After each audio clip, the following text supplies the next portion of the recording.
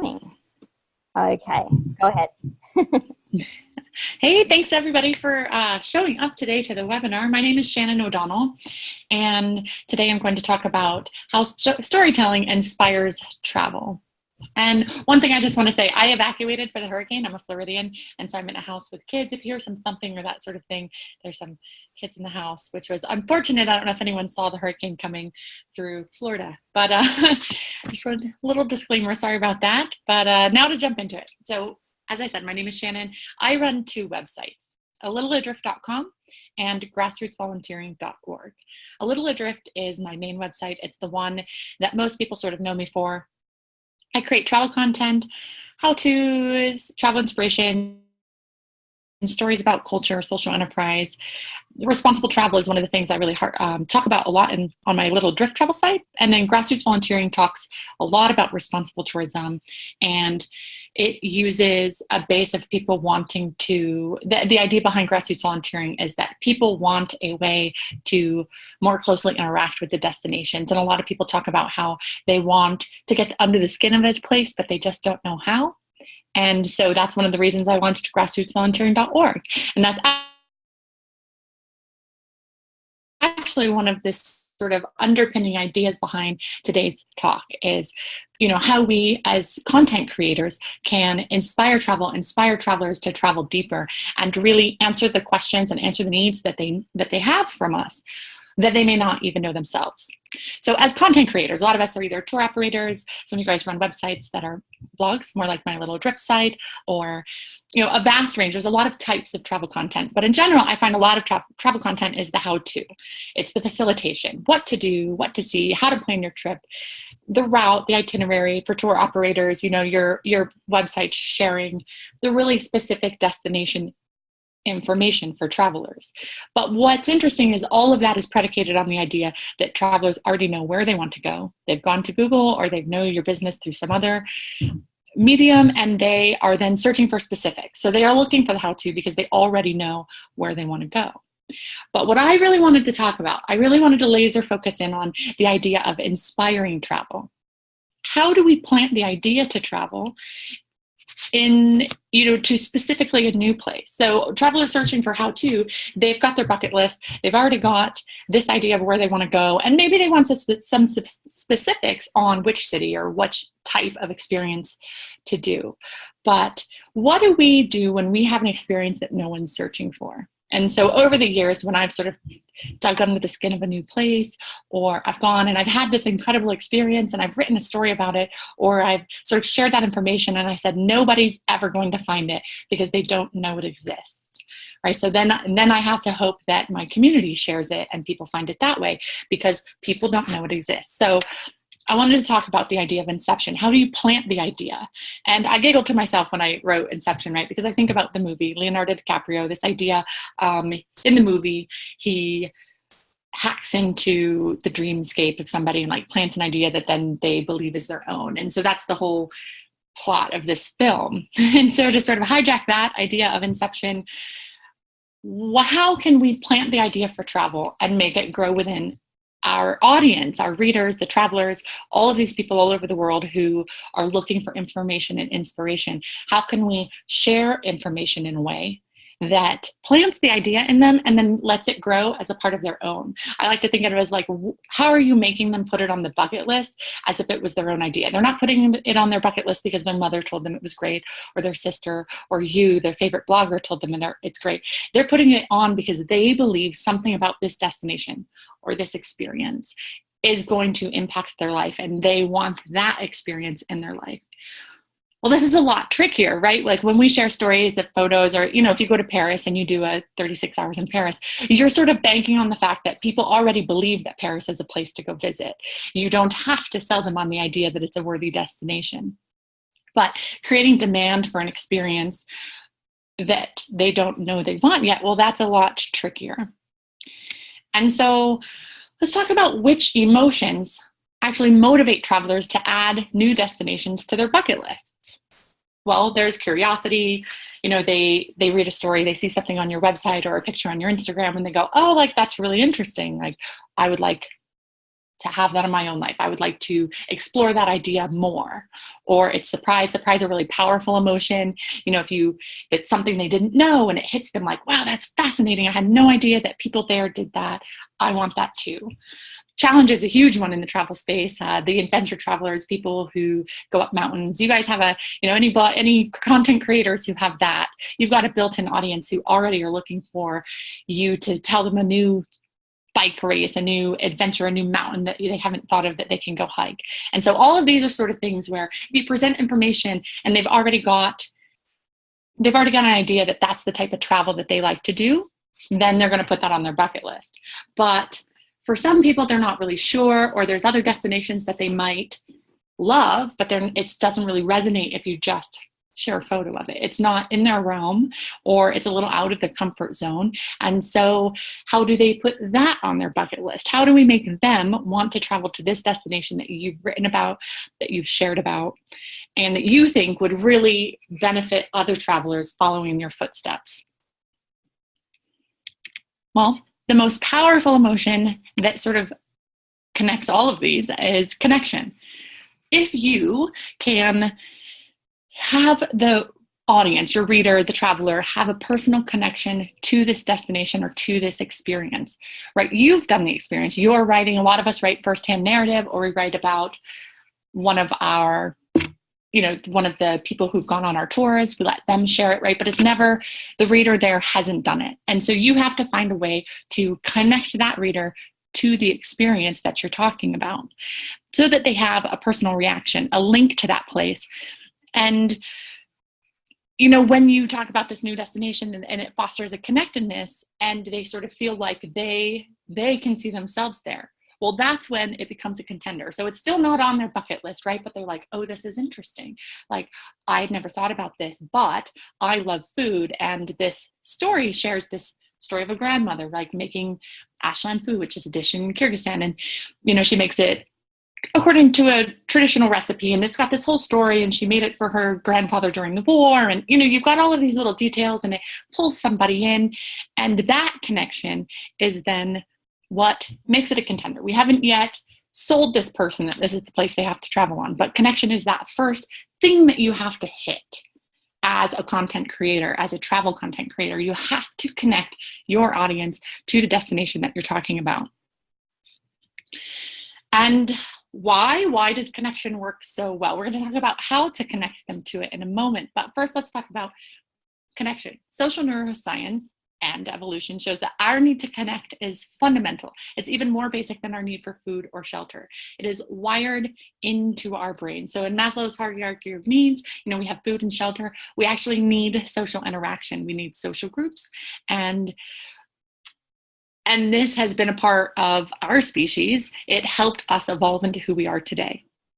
So without connection, we wouldn't be human, is sort of what the social neuroscience says, is that it is uniquely attributed to us. And if you lack social connection, and if you are isolated, loneliness, right? We've all sort of read the stories that in older age, if one person in a couple dies, the other one their life will be shortened as well, because they're lacking that connection. They're lacking the companionship that we require as humans.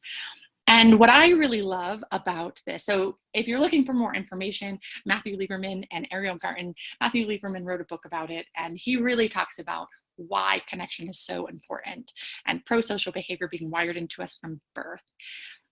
I really love this idea though, and it is huge for us as travel creators because it is wired into the brain. It's this already neural pathway. You don't have to create this neural pathway in their brain, right? It exists in everybody who is your target audience. Anyone reading your site is wired to respond to some idea that what you're talking about is going to create a connection in their life. If you can say, this is going to make you more a part of the global, we talk about the global community, global citizenship. The world has never been quite so connected as it is with social media. And yet, we still interact online. And so you have to create this idea of connection within every story that you're sharing. You have to use this neurological bias that we have toward experiences that make us feel more connected, more a part of a group or an experience. And so as travel creators, what that means is that, travelers connect to the human stories of other people on the planet and the unique traditions and nuances, things that trigger curiosity. So if you talk about, like I said, a soup or a custom of dance festivals, these sorts of things, all of these in and of themselves don't create connection until you link them with the third, with story. And it's story that sort of wraps around both of these. So you can't just present a story of the people, right, in order to make your traveler feel connected. If you just talk about the grandmother and you sort of show a picture of a grandmother making ashland food, that in and of itself doesn't make anybody want to travel to Kyrgyzstan and try this soup. But when you put a story around it, there's actually neuroscience to say that story is wired into us as well. And so the neuroscience shows that in our brains, when you tell a story, a really good story, when you use all the techniques of good storytelling, that it engages your entire brain, different parts of the brain light up. And as a species, we are uniquely able to put ourselves into other people's shoes, so to speak. So it's why you get those roller coaster emotions when you watch a movie or when you read a book. You can imagine what it feels like to be that character and go on that journey as well. And so when you're telling a story and you're using all of these techniques, so I'm not going to get into the techniques of a good story because that information exists online and that's not sort of the scope of this talk. Instead, just to say that those resources exist, and storytelling has, a beginning, a middle, of end. Stories have tension. Joseph Campbell went into the power of the hero's journey, when you can tap into that heroic journey, rags to riches type stories. All of those sorts of things trigger responses and have for, all of human existence, that we respond to certain archetypes of stories and types of characters. So when you understand that, well, that's when more magic happens, because story has the potential to change your attitudes, beliefs, and behaviors. So when you tell a really great story and you have a message and you have a clear desire behind it to share this travel experience, you can actually change the behavior of the people reading the story. You can change their attitude about a destination, and then you can change their behavior. Will they travel there? Will they want to interact in a certain way with this? Well, it all comes down to how you told the story and what your goal was, and when they were in the middle of this journey that you took them on in the story, what they experienced. And so this is when we sort of go back to that moment of inception, where they want to be connected, but they need you to deliver that message that this experience you're writing about is going to create that connection. So they're driven, they want that connection. You've got them on the hook, right? You told them this, if you go here, you're going to be a part of this group. You're going to have this experience, these conversations, you're going to have a really engaging experience. But how do you make it memorable? How do you make that person believe that they're actually going to have that connection once they arrive? Well, you tell a really powerful story. I like to say that storytelling is SEO for your brain. As content creators, if most of us own our own websites, our properties, we're always constantly trying to get more information, right? It's a fast-paced world. You need people searching for your stories. And to do that, you provide the information, that sort of information that's going to be immediately apparent. It's easy for them to understand, right? When you're on the page, you want bounce rates to be low and you want that information to just be memorable for them and they know that they came to the right place. Well, tell the right story and it's the same exact thing. Memorable narratives are sticky and persuasive. They remember them. They're at the forefront of their mind. They stick around for longer. If the story is really compelling, then not only are they there listening to the entire story that you're telling about this destination or experience, but by the end, they believe you. They believe that they have put themselves in your shoes and that they've already had a positive experience, right? If you had a positive experience and you've told your story really well, then they've gone through the emotional journey already through your story. And they're halfway to putting that on the bucket list. Like they believe that there is a chance that they too can form this connection if they just head out on the road or book the tour or, shop in the market or, eat at that street food stall that you did, right? It's like half of the battle is telling the right type of story to engage them, hook them, and then make them believe that they too can have a similar type of experience if only they were to leave and go and do this sort of thing.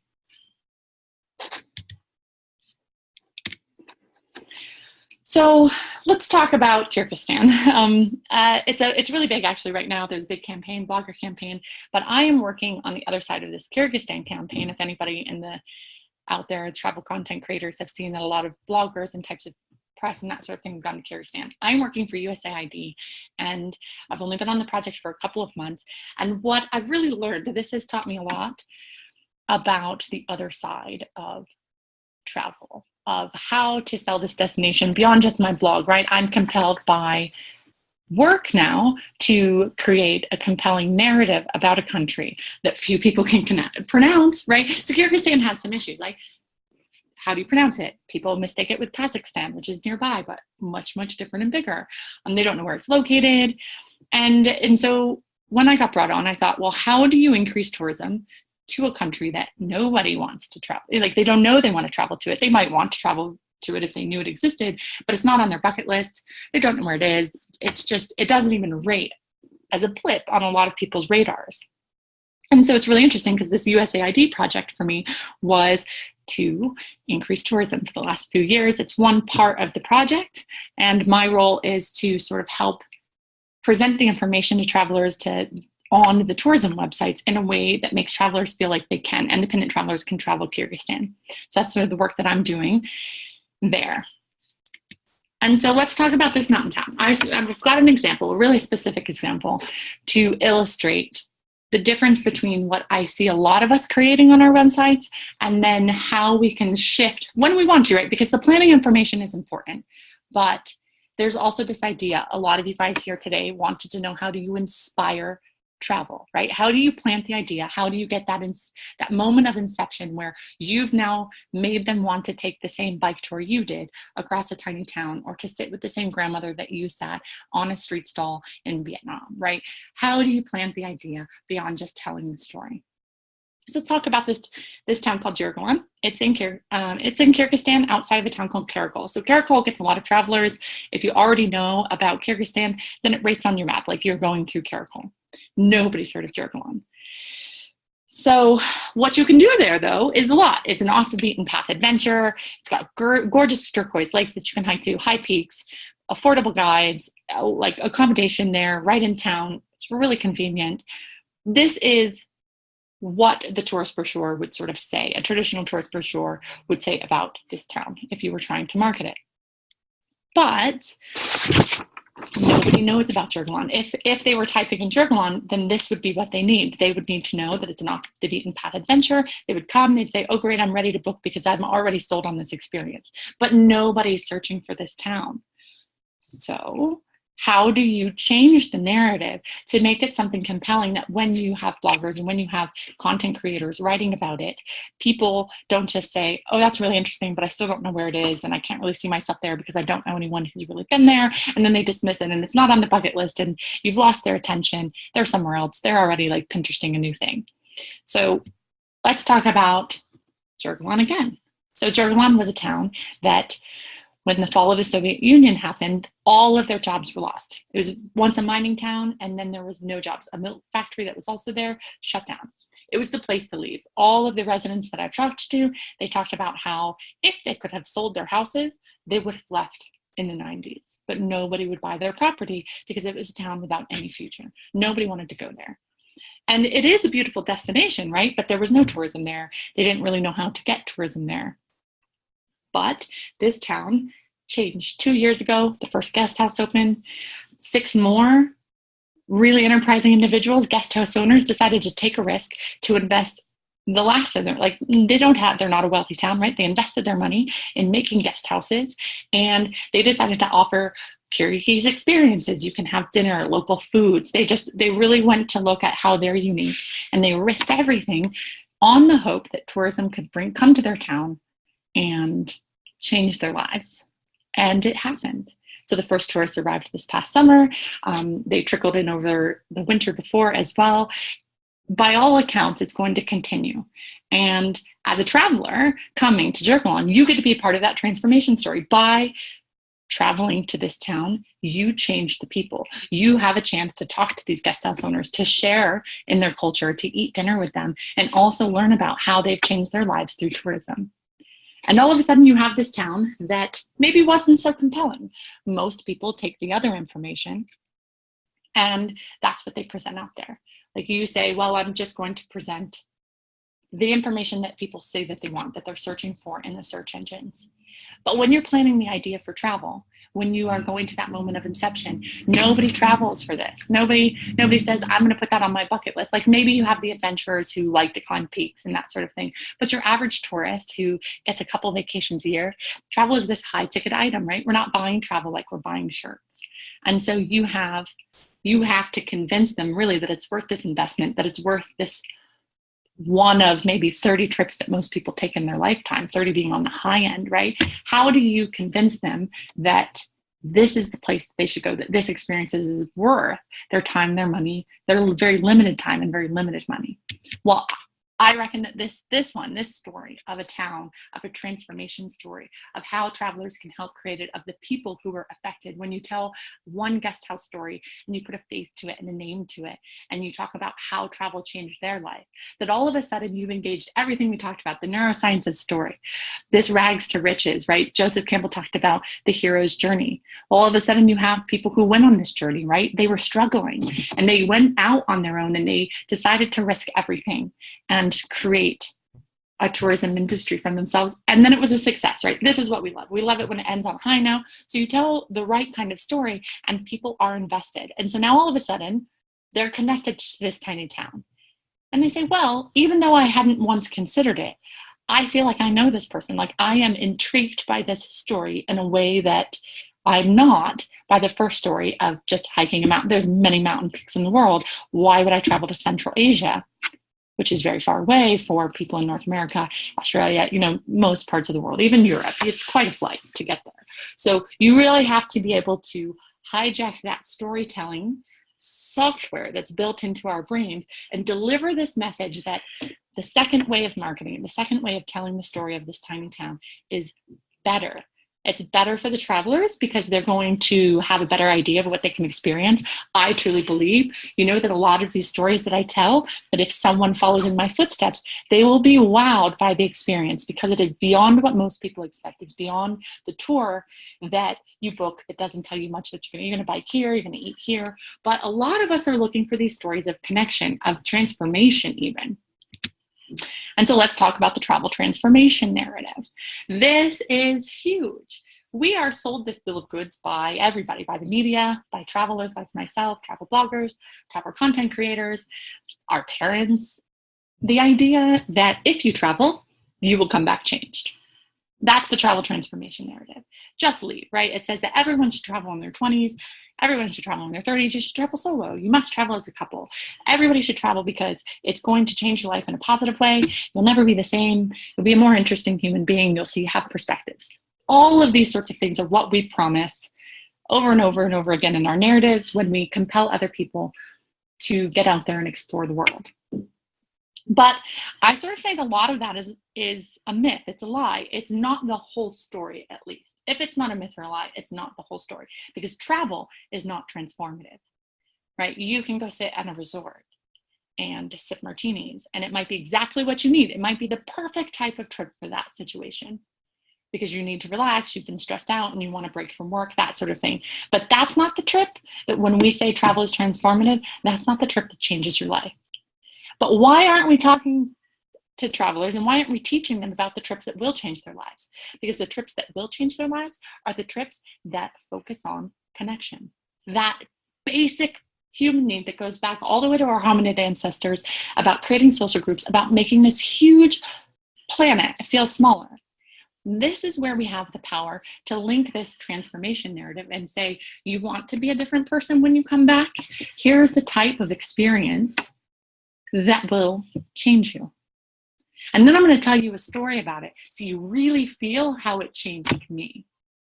And when you sort of combine these three things, when you take this idea of connection and you say you're going to get to know a people or a culture or a tradition, and you're going to feel like you have a link in this big world that you didn't have before. You have an understanding, you have a perspective on this people or culture. You have a friendly face that if on the news you see something about Kyrgyzstan, Jordan, Australia, that you go, I know someone there. right? So that's the idea of connection. So how do you link that? Well, you tell a great story that makes them already feel, they feel the journey before they've even arrived. They've decided, I want that journey for myself.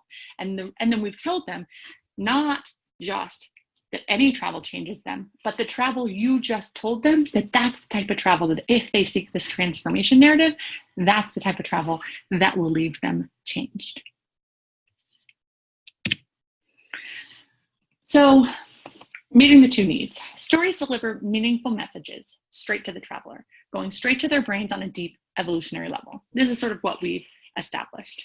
And then connection allows them to imagine their own experiences once they're there. And then they invest in the possible personal social connections.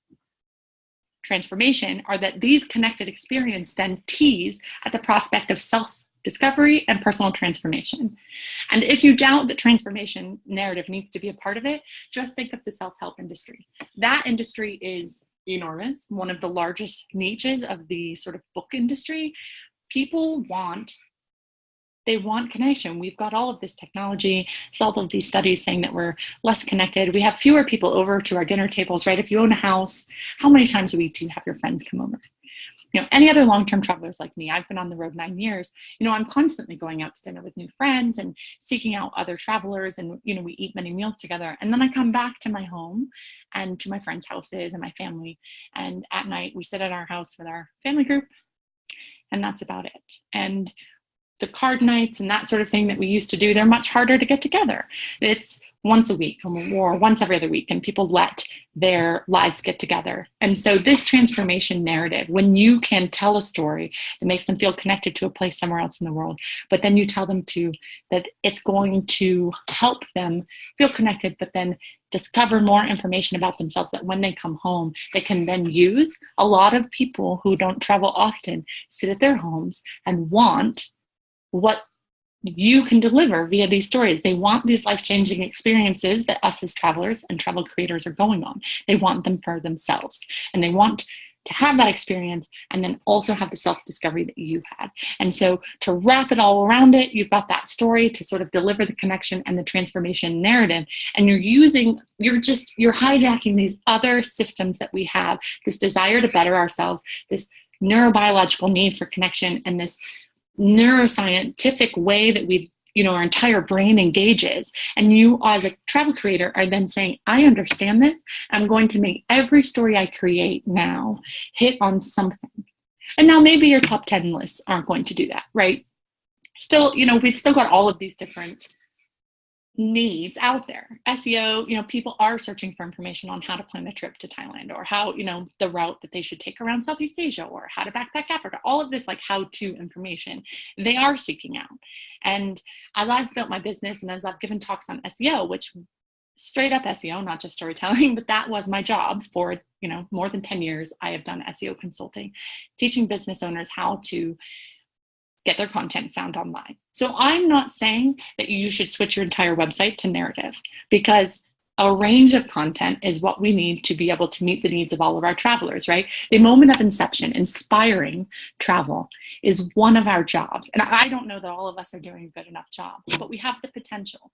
We have the potential to sort of think of the story, think of these innate needs that our readers have, and deliver some of our content to this idea of inspiring them to go, not just telling them how to go, but inspiring them to consider an experience that maybe they would have read it because it's from you and they follow your website or they follow your blog, but they might not have thought that's for them. Well, you need to make it your job to put that back on them, to make other people sort of push at the edges of their personal boundaries and become curious about other ways to travel and other experiences that might make them feel connected and come home transformed.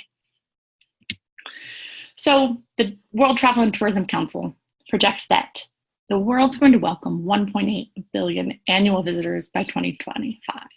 Right now, we're doing like somewhere above 1.2 billion. So there's a lot more people coming online in the next handful of years, and they need to go somewhere. These are international visitors. So they're leaving their home country and they're going to choose to go somewhere else. Where is that? Well, this is where inception happens. You have the ability as a travel content creator to help them choose a new place and choose a place that's going to have a meaningful impact on their lives. Because sure, we could have them go to Paris and they're going to have an amazing experience, or they're going to go to London. And these are all things I have done, many of you have done, and they're great experiences. But we have the potential to help other people feel connected and meet their needs. So part of being connected, it's not just about selling this experience, but it's actually about allowing that traveler to have an experience that changes their lives.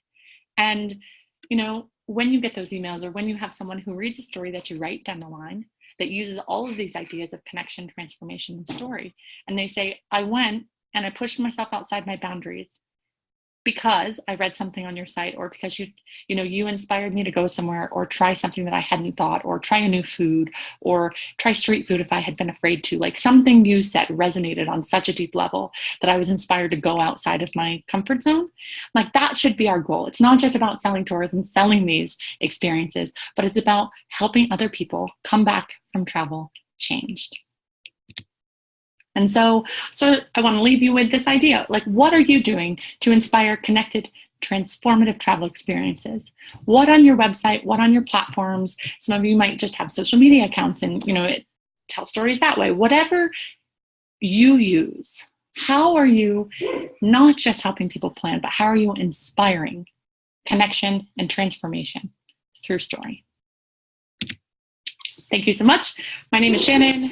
My websites are littleadrift.com, grassroots volunteering. I'm on Twitter at ShannonRTW, and A Little Adrift on Instagram, Facebook, all of the various platforms.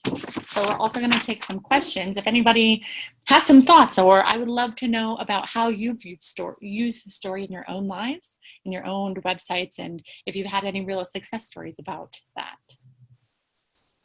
Okay, awesome. Thanks so much, Shannon. That was fantastic. So we'll be sharing the webinar recording on the Travel Massive blog soon, in case you guys missed anything. I know a lot of you joined in a little later, so I missed the very start. But we will have a bit of a Q&A now. So you guys can raise your hand to ask a question. So just click on the participants button, and from there you should be able to raise your hand. We haven't done this before, so I'm not sure how it's going to work. So if you can find the button, just show me it works by raising your hand. No, maybe it doesn't work. Or no questions. No? Okay, great. Awesome. Okay, thank you, guys. You can just unraise them if you don't actually have a question. But I'll just unmute you when you have raised your hand. So don't be shy, but I will ask my own question to get us started, just because I'm curious about your answer, Shannon. So where do you normally find your own inspiration for stories you share? So, your own experiences, friends or clients, or are you actually researching to find these good stories as well? So what's your process to actually finding inspiration for a good story to share? That's a great question. I am really grateful to the community that I built on grassrootsvolunteering.org, actually. On this website, I began to share the message of sort of social enterprise, of how travelers can, even if they don't want to volunteer. So volunteering is one way that a lot of people say, well, I wanted to sort of get under the skin of a place, so I'm going to go there for 3 weeks, 3 months, etc., and help.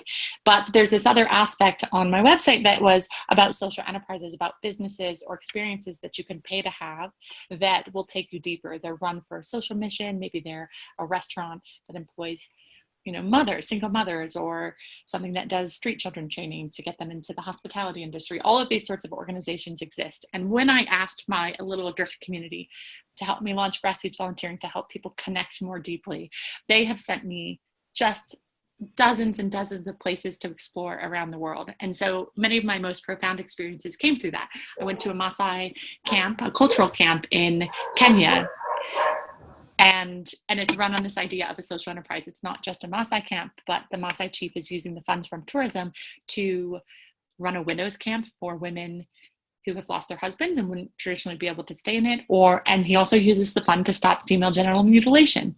And so with my travels, I was able to go there and not just have this cultural experience with the Maasai, but part of the experience was learning about the culture and learning about the work that they're doing and why it has been so hard to end female circumcision in the culture. And so I left that, as I sort of said in this talk today, I left that experience changed.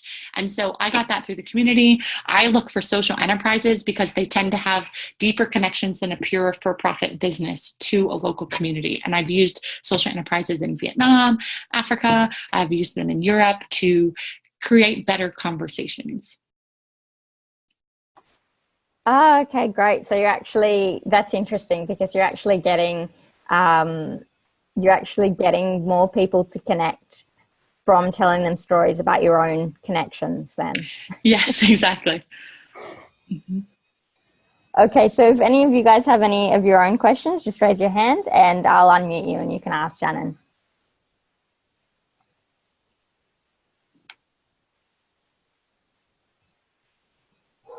Maybe not. It's a quiet group today, it looks like. Okay, no question. No, I'll give you guys one last chance. Come on, don't be shy. I would love to know sort of if anybody's, had been able to bear out this idea of inspiring through connection, of storytelling, like what type of experiences you found resonated with your audience? Anybody?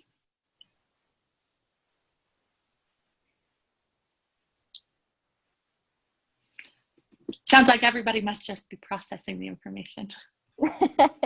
Yeah. Oh, we do have one question. Okay. Go ahead. I thought I was supposed to write something.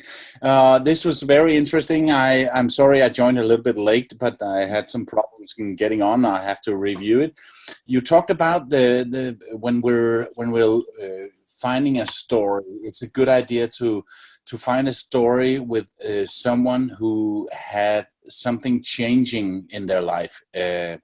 Or looking for a change, because I'm doing a podcast and I'm looking for people to talk to, and that was a good point that I made a note of. Can you elaborate a little bit about that? I don't know if you understand my question. Are you asking sort of how to? Yeah, could you rephrase the question? Yeah, it's I try to find some locals whenever I travel to a new country to talk to, and you said something about people who have have gone through a change for the better, because people like heroes. And I've talked to some for instance, a poor guy in Cambodia that was now a hotel manager at the age of 24, and I thought the change in his life was interesting. But it's not something that I specifically look for, if that makes any meaning. Mm-hmm. So I do understand then what you're asking for. And as travel content creators, as people out there traveling around the world, one of the things I think some of us fear, especially in the early days maybe of running our blog, is seeking out the stories, or maybe asking the questions and sitting down and saying, I want to know your life story, or creating the circumstances where maybe if you don't speak the local language, you have a fixer, or you hire the guide to take you around for a day to ask the questions and to find the stories. And I think in developing countries especially, it's very easy to find them because most people running their business have a really interesting story about how they got there. And so, as I had sort of mentioned a moment ago, I use social enterprises because it's a way for me to pay for the information that I want. I can support an organization and then learn the story of the founder. And most social enterprises have this hero's journey, somebody who saw something wrong in their own community or culture, and then they decided to do something to address it and built a business or built some sort of thing that you can then ask about. And so a lot of the stories I write about focus on social enterprise specifically. People have built businesses to address a social issue. But for food writers, I have a friend who runs the website Legal Nomads, and she writes about food.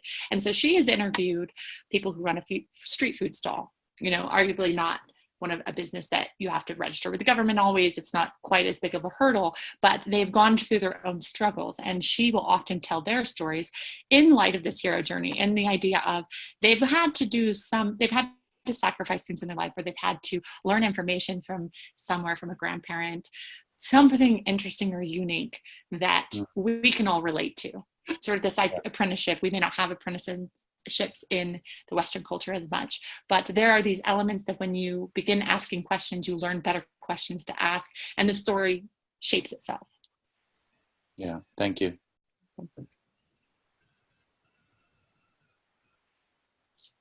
Okay, great. Does anyone else have any questions they wanted to ask?